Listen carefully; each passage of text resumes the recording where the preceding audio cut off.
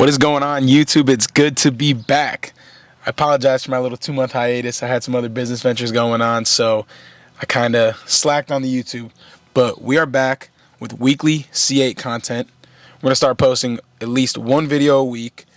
And we're just going to talk about stuff with this car, man. We got a lot of stuff that's happened in these past couple of months. So we'll get right into today's video. And stay tuned to the end, and we'll talk about what's coming next week. But we almost forgot. We got to start every video with a cold start. One little thing to talk about real fast. For those of you who don't know, when you first start your car up, you want to point the camera right over here. As you could see, there's a pretty thick red line. And in a second or two here, it'll start moving. So pretty much what it is, I don't think it actually restricts the car like mechanically. I think it's just digitally. But basically when you start your car, the red line will start around 4,500 RPMs, and then it'll slowly move its way down to 6,500 once the car starts warming up. Like I said, I don't think it really restricts it mechanically, but it's just kind of there to let you know, like, hey, like, don't go crazy with your car yet. Let it warm up. Here's the red line at the moment. So that's a pretty cool feature. So today we're going to address a big issue I've had with my car. So I had my first, like, I guess major, catastrophic, whatever you want to call it, issue with my car. So it's really not a huge deal, but my front lift system at about, I'd say 600 miles, started just to constantly give me service lift system, constant error after error after error. So I would turn the car off, try to see if it was just like something in the system and whatever.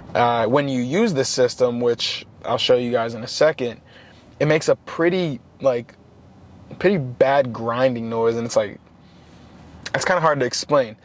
So I ended up calling my dealership that I bought it from, and they have a Corvette technician there. And he took it in. I ended up spending like 8 or 9 hours there.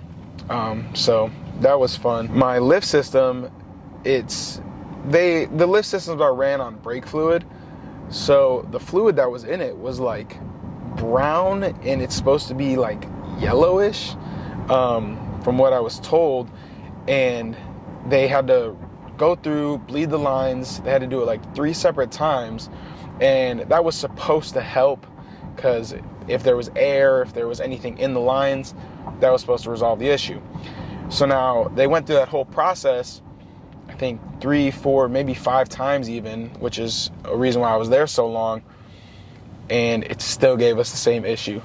So I had to leave my car overnight, and the technician reached out to GM, and we ended up finding out that it's something that's starting to become a little common, I guess, with the 2023s. And he had to send the codes, send the data over to GM. And the resolution that we found was it needs a whole new lift system, at least the motor part of it. And it's not going to be here till mid-May, they said. This was back a month ago, and it's mid-May now, and it's still not here. I just called actually the other day, and they said it's back ordered till the end of May now. So I can't use my lift system, which kind of sucks, because it's a pretty expensive option, and it's also a pretty important option for if, you know, you live in a place that has a lot of like bumps, potholes, train tracks, whatever. I use it pretty often, and yeah, I can't use it at the moment, so that kind of sucks. And it's only been, like I said, I've driven 1,500 miles at this point, but I started to get those error messages right before 600. And here we are now. So I'll provide an update on that later once I figure out what exactly gets done to it, or when the part comes, what resolution I get out of it. But I mean, hopefully I end up like that guy online that trades his Stingray in for a Z06, because that'd be great. But maybe I'll title this GM Sold Me a Lemon so I can get a Z06. But once we get to the parking lot, I'll go ahead and show you guys what that lift system sounds like, what exactly it's doing in the car that's showing me that I have the issue. All right, so we got over here to a parking lot. So I'm gonna pass off the mic and put it out there so you guys can hear exactly how my front lift sounds. I know it's not supposed to be the most quiet system, but mine sounds pretty like bad. And mind you, like I said, this isn't replaced yet, so here's what it sounds like.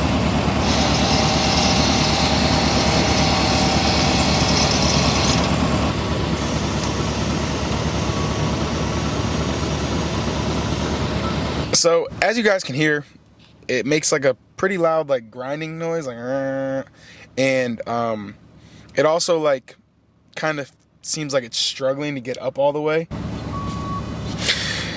It seems like it's struggling to get up all the way, especially from in the car. It just kind of feels like it like goes and we thought it was air in the lines. We thought it might be one of the actual like don't know the exact word, but one of the actual lifts for the lift kit.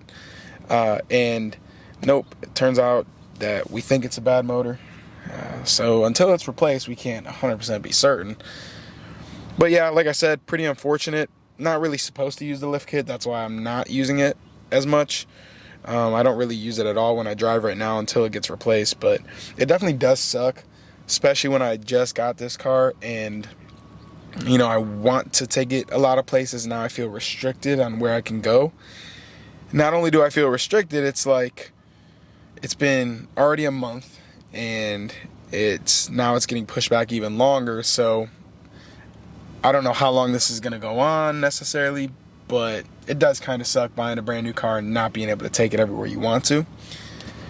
So that was my big issue so far. As far as little issues, this one's kind of random. The other day, I got a notice on my thing that said, service headlight lamp system. And I was like, not 100% certain what exactly that meant. So like I usually do, I'll turn the car off, wait a minute, see if it's just kind of an error. So what I actually figured out was, because my car was in sunlight, or at least that's what I read online. Because it was in sunlight, I guess the lights may have felt off balance for some reason. Or depending on how you actually like were in the car, if it was like on an angle, whatever, however. Apparently the lights can get off balance a little bit. And until they, I guess, balance themselves, then you'll have that issue that says, you know, service headlight lamps. And so that one was a little bit of a surprise. As far as mechanically, I feel like the more I've driven this car, the more smooth it's becoming.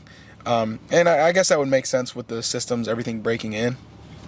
But rides are getting a lot smoother. The feel of the throttle is a lot smoother. I felt like it was a little jumpy when I first got in it. Could have been my fault, but I think that it was definitely kind of the car felt a little jumpy. But all the parts are coming together, and other than that, I've been really enjoying the car. I would love to get my hands on a Z06 if I could, but I'm not 100% certain that's going to happen anytime soon. If you guys know anybody that has a Z06 allocation that they want to get rid of, please let your boy know. I will gladly take it. But if you guys have any other questions, please drop them in the comments. I try to reply to every comment. And I appreciate everybody watching. That's going to be today's video. Hopefully we'll have a follow-up video once the system's in, and hopefully everything's good. So I will see you next week.